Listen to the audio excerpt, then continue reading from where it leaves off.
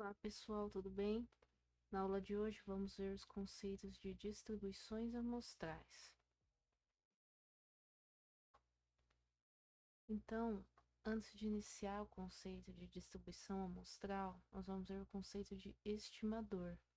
Os estimadores são estatísticas, ou seja, são quantidades da amostra que nós utilizamos para estimar os parâmetros de interesse da nossa população.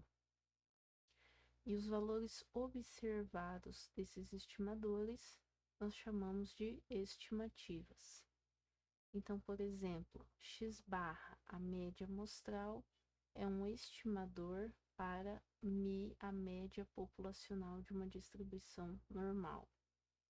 S ao quadrado é um estimador, que é a variância amostral, é um estimador para o parâmetro sigma ao quadrado, que é a variância populacional de uma distribuição normal.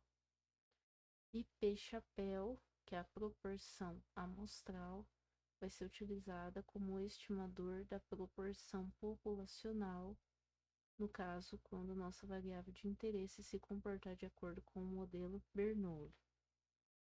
Então, esses estimadores, eles também têm algumas propriedades.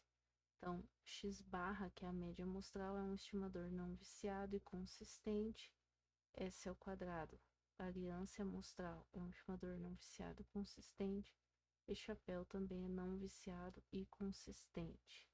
Nós não vamos entrar em detalhes, né, nessas propriedades, nem nas deduções dessas propriedades, mas são propriedades que nos informam sobre o quanto nosso estimador está se aproximando do nosso parâmetro, né? Então, assim, se ele tende para o nosso parâmetro para grandes amostras, nós vamos falar que ele é consistente, né? Se ele tem variabilidade que também tende para zero quando a gente aumenta o tamanho da amostra.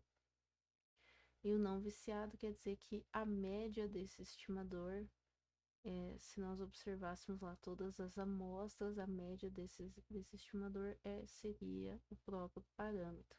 Então, ele estaria centrado no parâmetro que ele está estimando. Se a gente fala que é um estimador não viciado. Então, vamos ver o conceito agora de distribuição amostral. Então, vamos considerar aí como um exemplo a população com distribuição normal. A gente quer estudar uma variável que tem uma distribuição normal. Nós sabemos que a distribuição normal tem os parâmetros de média e de variância, tá?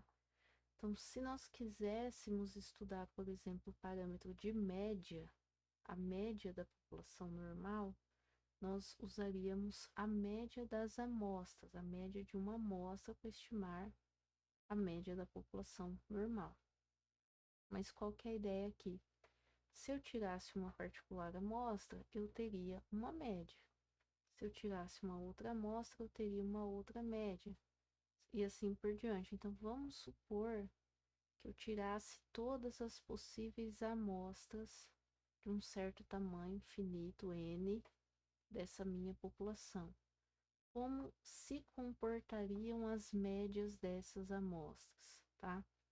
Então, o comportamento das médias das minhas amostras eu chamo de distribuição amostral da média. Então, isso daqui é para considerando que eu estou estudando a média de uma população e estou usando a média da amostra para estimar a média dessa população. Então, é importante a gente saber como essas médias se comportariam para eu poder fazer inferências para a média da minha população. Isso a gente chama de distribuição amostral das médias. Se eu quisesse estudar um outro estimador qualquer que não fosse a média, eu teria a distribuição amostral desse outro estimador, o comportamento probabilístico desse outro estimador, que eu precisaria ter conhecimento para fazer inferências para o parâmetro de interesse. Então, a distribuição amostral de um estimador é o comportamento probabilístico desse estimador, ou seja, sua distribuição de probabilidade, caso nós retirássemos todas as possíveis amostras de um certo tamanho N. Então, na média, por exemplo, estudando a média da nossa população, vamos considerar uma população, uma variável com distribuição normal. Se nós quiséssemos estudar a média da população, a gente consideraria a média das amostras, como nós vimos. Então, qual seria o comportamento das médias dessas amostras se nós retirássemos todas as possíveis amostras de um certo tamanho N, tá? Então, tem alguns resultados que eu vou trazer aqui para vocês, que já foram provados. Nós não vamos entrar em detalhes na prova desses resultados, mas são alguns resultados bem importantes que são utilizados para toda a parte inferencial que nós vamos ver posteriormente, tá? Então, se nós retirássemos todas as possíveis médias, todas as possíveis amostras dessa população, calculássemos as médias e observássemos o comportamento dessas médias, nós veríamos que as médias das nossas amostras se comportariam, teriam um comportamento de acordo com o modelo normal com parâmetros mi, média. A média das minhas médias seria a média da minha população. E a variabilidade dessas médias seria a variância da população dividido pelo tamanho dessas amostras. O tamanho do N, que foi a amostra que eu retirei dessa minha população aqui. Então, isso aqui a gente chama de distribuição amostral das médias retiradas de uma população normal. Se a minha população tiver um comportamento desse, tiver uma distribuição normal, esse resultado aqui, ele é válido para qualquer que seja o tamanho das amostras retiradas dessa população.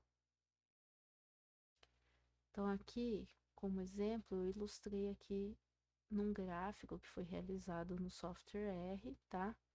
Então, aqui, por exemplo, vamos considerar a variável alturas representando a minha população.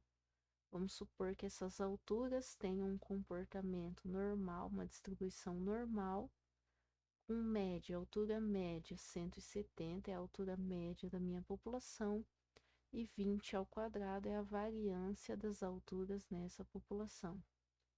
Então, o que seria a distribuição amostral das médias? Eu ilustrei aqui para 3 tamanhos de amostra. Então, esse que está rosinha aqui seria o comportamento das médias das minhas amostras, caso eu retirasse todas as possíveis amostras de tamanho 5 dessa população. Então, eu retirei todas as amostras de alturas, todas as possíveis amostras aleatórias de tamanho 5. Para cada amostra, eu calculei a média dessas amostras e fiz um gráfico aqui, fiz um histograma. Então, o comportamento desse histograma seria aproximadamente esse que está aqui. Se eu retirasse todas as possíveis amostras de tamanho 50, o comportamento das médias, das alturas médias dessas amostras seria esse comportamento em azul aqui, aproximadamente. E se eu retirasse todas as amostras de tamanho 200, as médias dessas amostras teriam um comportamento aproximadamente como esse que está aqui em verde. Então, o que isso nos mostra? Que as médias das nossas amostras provenientes de uma população normal, elas sempre vão ter essa forma simétrica em torno da média, que é 170. Então, as médias das minhas amostras estão centradas aqui nesse exemplo, no 170, que é a média da minha população. E a variabilidade dessas médias depende dos tamanhos das amostras. Então, quanto maior o tamanho das amostras que eu retire dessa população, menor a variabilidade das médias dessas amostras. Então, as médias dessas amostras tendem a ficar cada vez mais próximas da verdadeira média populacional, que nesse caso é 170. Uma outra situação que nós temos aqui é quando a gente quer estudar uma população, mas essa população ela não tem um comportamento normal, ela não se comporta de acordo com a distribuição normal. Então, vamos supor, de modo hipotético, que a nossa variável seja modelada aí por uma função f de x, no caso da variável ser contínua, tem uma função densidade de probabilidade que representa essa variável. Se a variável for discreta, ela vai ser representada por uma função de probabilidade aí para a variável discreta. Então, ela tem uma função qualquer que representa a probabilidade dessa variável, que não seja a função, o modelo normal. Quando isso acontece, a gente também pode querer fazer inferências para a média ou para a variância dessa população. Então, nesse caso aqui, vamos supor que nós tenhamos na nossa população, essa população ela tem uma média, ela tem uma variância. Eu quero fazer inferências para a média dessa população. Então, o que a gente considera? Se nós retirássemos, tá? Um resultado muito importante também aqui.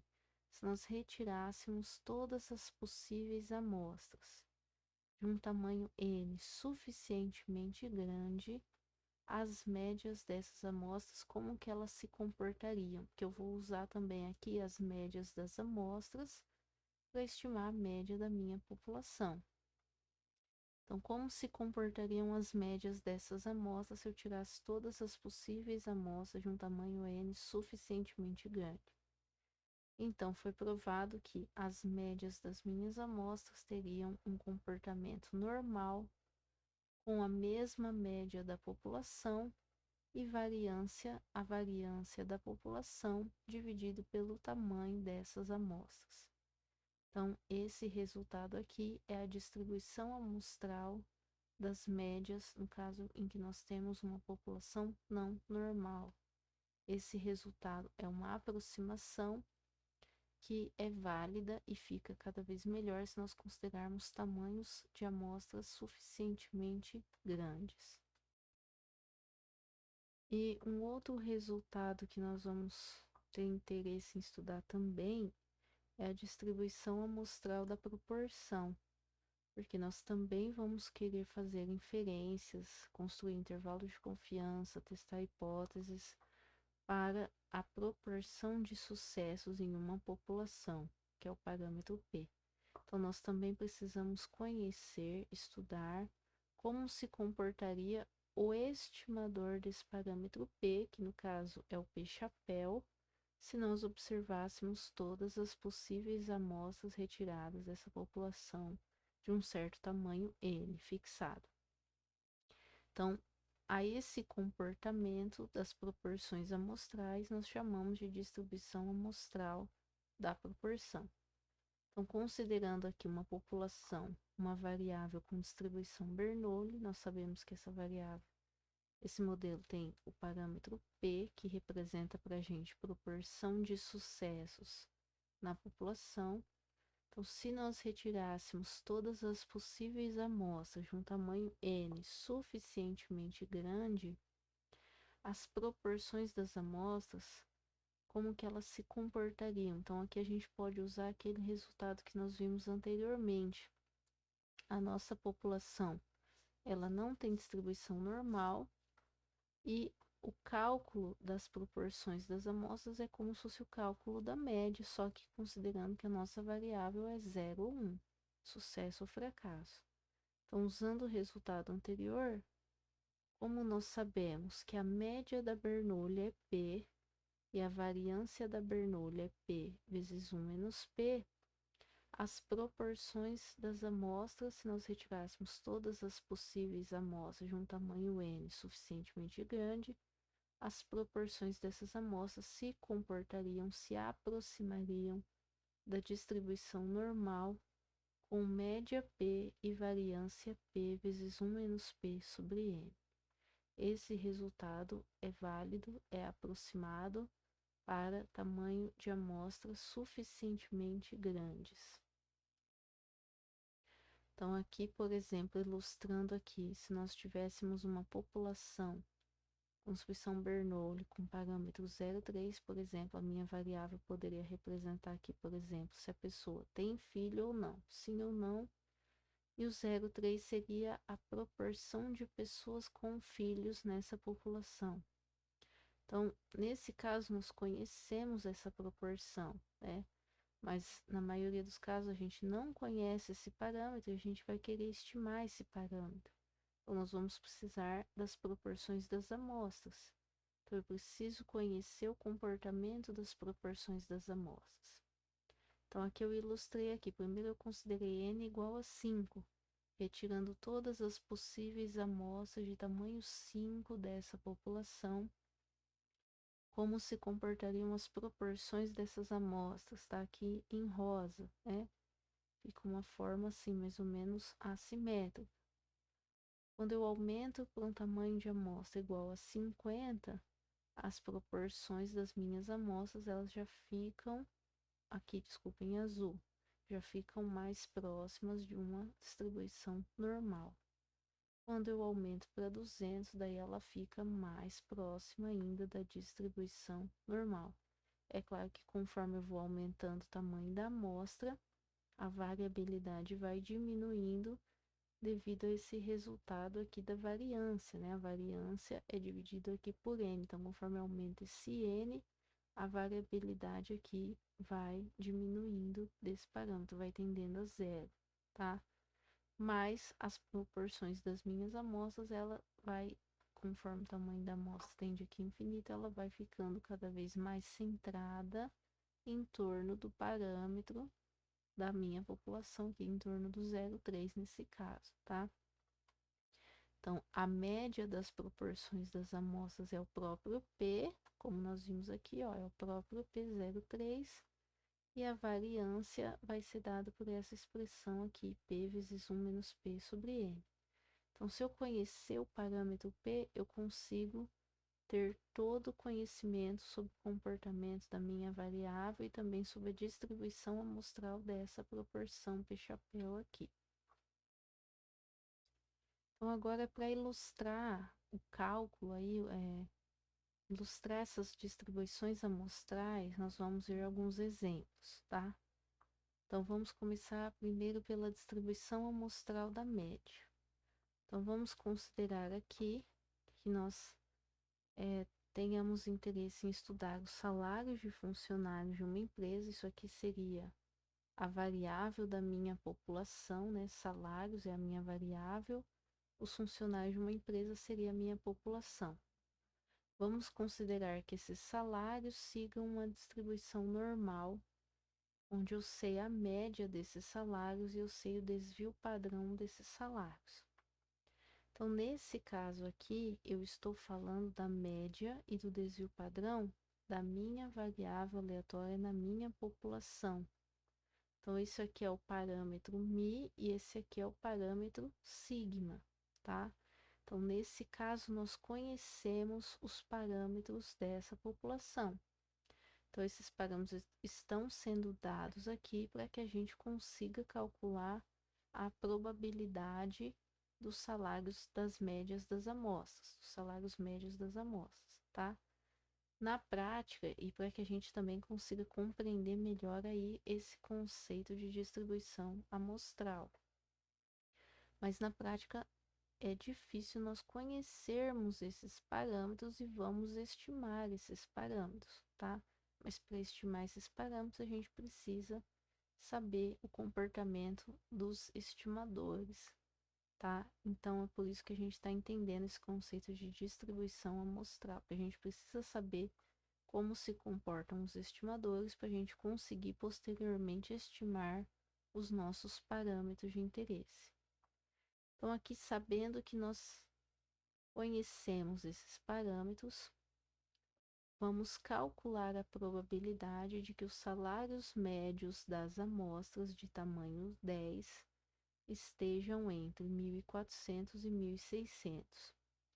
Então, qual seria o comportamento? Se eu sei que os salários da minha população seguem distribuição normal com essa média e esse desvio padrão, qual seria o comportamento das médias das minhas amostras se eu tirasse todas as amostras de tamanho 10? Então, então, nós temos aqui que a nossa população tem esse comportamento, distribuição normal com essa média e essa variância, que é o desvio padrão ao quadrado. Com base naquele resultado que nós vimos de distribuição amostral da média, para qualquer que seja o tamanho de amostra, as médias das minhas amostras retiradas de uma população normal também vão se comportar de acordo com o modelo normal. E qual vai ser a média dessas médias? É a mesma média da população, que nesse caso é 1.500. E a variância dessas médias é a variância da população dividido pelo tamanho da amostra que nós consideramos. Aqui a gente utilizou a amostra de tamanho 10. Então, aqui nós dividimos a variância da população sobre 10 para encontrar a variância das médias das minhas amostras. E agora o que está sendo pedido no exercício é a probabilidade de que os salários médios das amostras, ou seja, probabilidade de x barra, estar entre 1.400 e 1.600. Então, é essa probabilidade que nós queremos aqui e que nós vamos calcular. Para calcular essa probabilidade, nós vamos utilizar aquela transformação da normal para normal padrão que nós vimos lá na aula de variáveis aleatórias contínuas, tá? Quando nós vimos a distribuição normal, nós temos que x barra tem distribuição normal. Eu quero calcular uma probabilidade para x barra. O que que eu faço? Eu preciso transformar x barra numa normal padrão. Como que eu transformo numa normal padrão? Uma variável com distribuição normal, como que eu transformo na normal padrão? Eu preciso subtrair a média dessa variável e dividir pela raiz quadrada da variância dessa variável. Essa é a transformação que nós vimos para transformar uma variável normal qualquer numa variável normal padrão, ou seja, uma variável z. Então, nós vamos aplicar essa transformação em cada um dos lados dessa desigualdade. Em cada lado da desigualdade, eu vou subtrair a média de x barra, que é 1.500, e vou dividir pela raiz quadrada da variância de x barra, que é 250 ao quadrado sobre 10.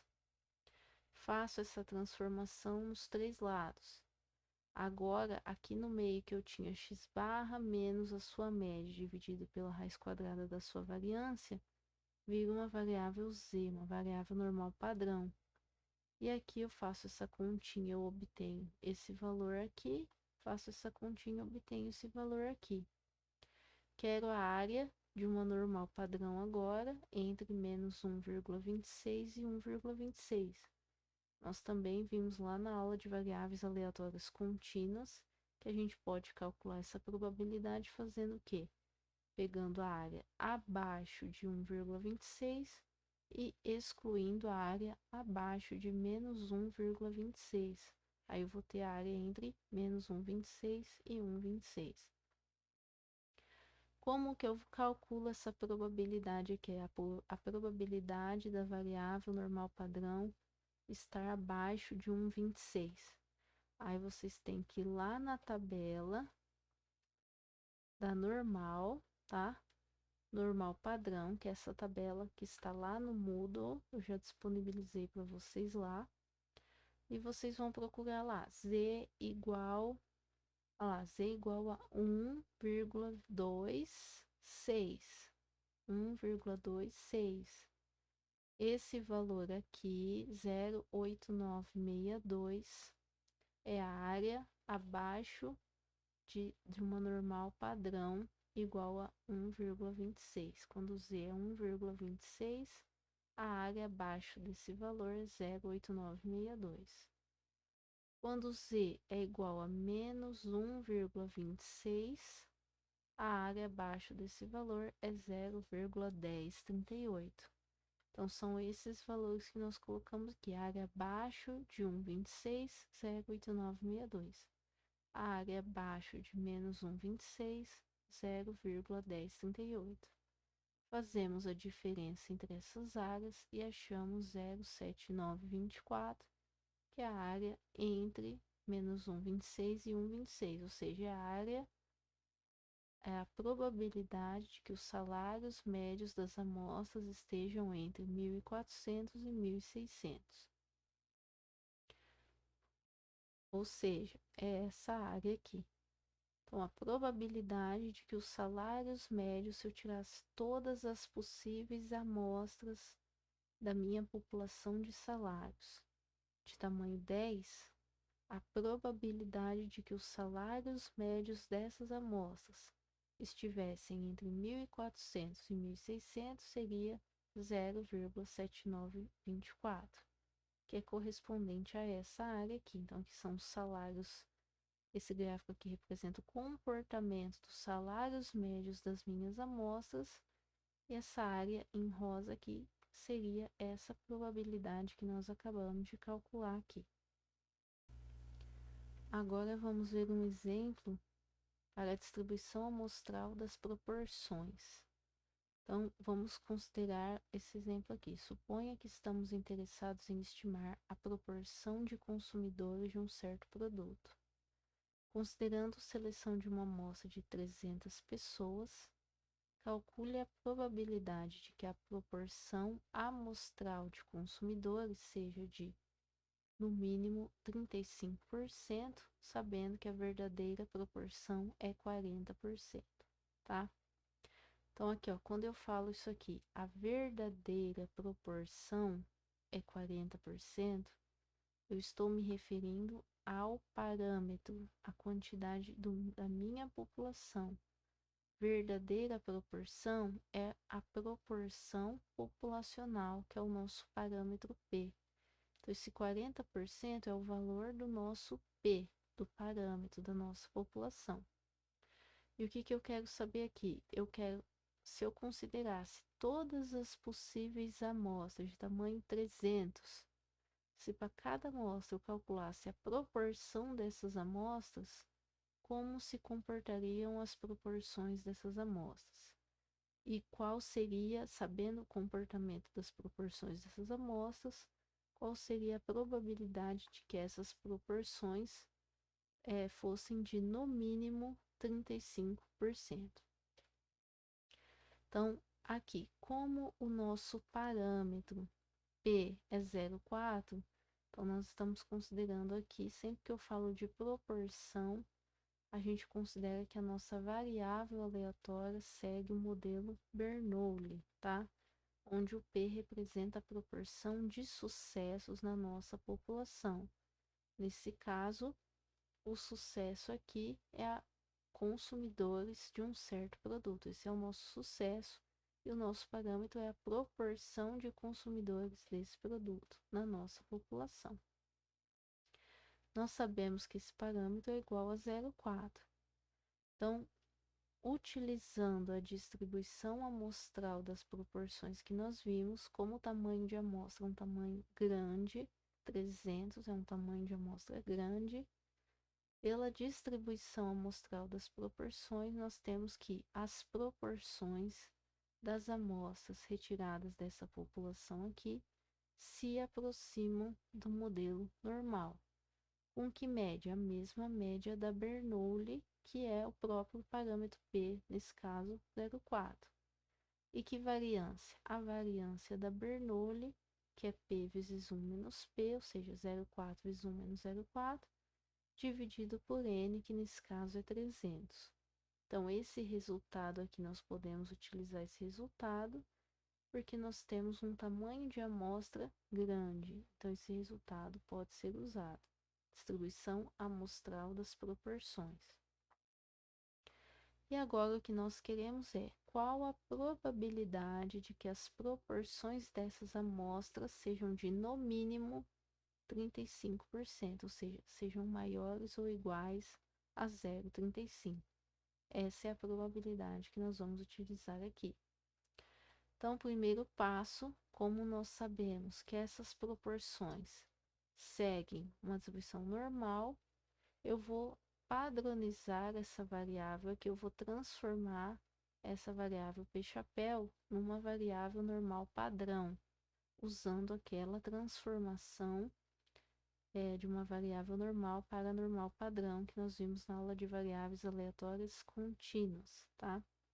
Então, eu vou pegar minha variável, subtrair a sua média e dividir pela raiz quadrada da sua variância. Quando eu faço isso, fiz essa transformação aqui, ó. Quando eu faço essa transformação, agora eu passo o problema de calcular essa probabilidade para P-chapéu para calcular essa probabilidade na normal padrão, ou seja, eu transformei P-chapéu a normal padrão. E agora, fazendo essa continha aqui, esse valor dá menos 1,76. Como que eu calculo a área na normal padrão acima de menos 1,76? Aquela tabela que eu passei para vocês da área abaixo de menos 1,76. Eu quero a área acima. O que que eu faço?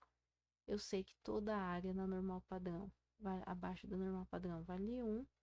Eu faço 1 menos a área abaixo de menos 1,76, eu vou ter a área acima de menos 1,76. E a área abaixo de menos 1,76 é 0,0392. Como que eu achei essa área aqui? Lá na tabela da normal padrão, procurei lá z igual a menos 1,76, menos 1,76. A área aqui, desse ponto aqui, é 0,0392. Então, essa probabilidade é igual a 0,0392. Para achar a área acima de menos 1,76, eu faço 1 menos isso. E o resultado dá 0,9608. Ou seja, é essa área aqui.